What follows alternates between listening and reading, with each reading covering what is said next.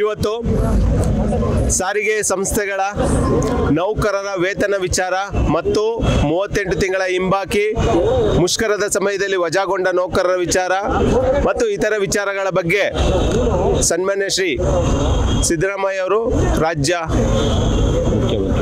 ಕರ್ನಾಟಕ ರಾಜ್ಯದ ಮಾನ್ಯ ಮುಖ್ಯಮಂತ್ರಿಗಳ ಅಧ್ಯಕ್ಷತೆಯಲ್ಲಿ ಸಾರಿಗೆ ಸಚಿವರಾದ ರಾಮಲಿಂಗಾರೆಡ್ಡಿ ಸಾಹೇಬರು ಮತ್ತು ಗೃಹ ಮಂತ್ರಿಗಳಾದ ಪರಮೇಶ್ವರ್ ಸಾರು ಮತ್ತು ನಮ್ಮ ಸಂಸ್ಥೆಯ ಅಧ್ಯಕ್ಷರುಗಳು, ಉಪಾಧ್ಯಕ್ಷರುಗಳು, ನಮ್ಮ ವ್ಯವಸ್ಥಾಪಕ ನಿರ್ದೇಶಕರ ಉಪಸ್ಥಿತಿಯಲ್ಲಿ ಇವತ್ತು ಸಾರಿಗೆ ಸಂಸ್ಥೆಗಳ ನೌಕರರ ಒಂದು ಸಮಸ್ಯೆಗಳ ಇತ್ಯರ್ಥಕ್ಕೆ ಒಂದು ಸಭೆಯನ್ನು ನಡೆಸಿದ್ರು.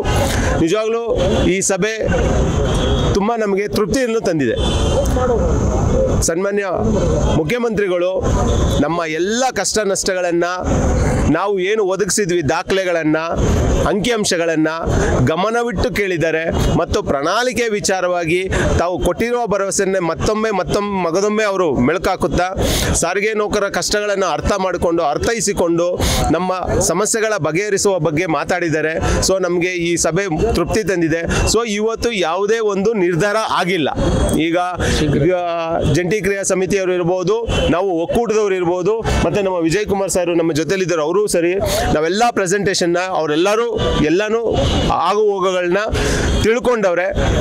ಅತಿ ಶೀಘ್ರದಲ್ಲೇ ಸಾರಿಗೆ ಸಂಸ್ಥೆಗಳ ನೌಕರರ ಸಮಸ್ಯೆಗಳ ಇತ್ಯರ್ಥಕ್ಕೆ ಭರವಸೆನ ಸಹ ನೀಡಿದ್ದಾರೆ. ಸೊ ನಾನು ಈ ನಿಗಮ ಚಾನೆಲ್ ಮುಖಾಂತರ ತಮ್ಮೆಲ್ಲರಿಗೂ ತಿಳಿಸೋದೇನಂತೆ, ನೌಕರರಿಗೆ ಆತಂಕ ಪಡಬೇಡಿ, ಯಾವುದು ಗೊಂದಲ ಪಡುವಂಥ ವಿಚಾರಗಳೇನೂ ಇಲ್ಲ. ಯಾರೋ ಈಗಾಗಲೇ ಸಾಮಾಜಿಕ ಜಾಲತಾಣದಲ್ಲಿ ಹಂಗಾಗೋಯ್ತು ಹಿಂಗಾಗೋಯ್ತು ಅಂತೆಲ್ಲ ಆಗ್ತಾ ಇದ್ದಾರೆ. ಅದೆಲ್ಲ ಯಾವುದೇ ವಿಚಾರಗಳು ನಡೆದಿಲ್ಲ, ಎಲ್ಲ ಊಹಾಪೋಹಗಳು.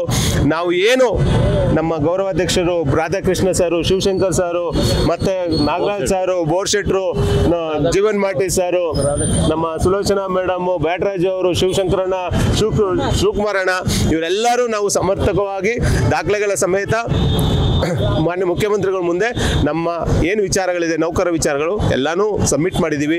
38 ತಿಂಗಳ ವೇತನದ ಹಿಂಬಾಕಿ, ಸರಿಸಮಾನ ವೇತನ, ಮುಷ್ಕರದಲ್ಲಿ ವಜಾಗೊಂಡ ನೌಕರರ ವಿಚಾರ ಮತ್ತು ಚುನಾವಣೆಗಳ ವಿಚಾರದಲ್ಲಿ ನಾವೆಲ್ಲವನ್ನು ಸಾರಿಗೆ ಮಂತ್ರಿಗಳ ಮುಖಾಂತರ ಮುಖ್ಯಮಂತ್ರಿಗಳಿಗೆ ಮನವರಿಕೆ ಮಾಡಿಕೊಟ್ಟಿದ್ದೀವಿ ಅಂತ ಈ ಮುಖಾಂತರ ಹೇಳ್ತೀವಿ. Thank you.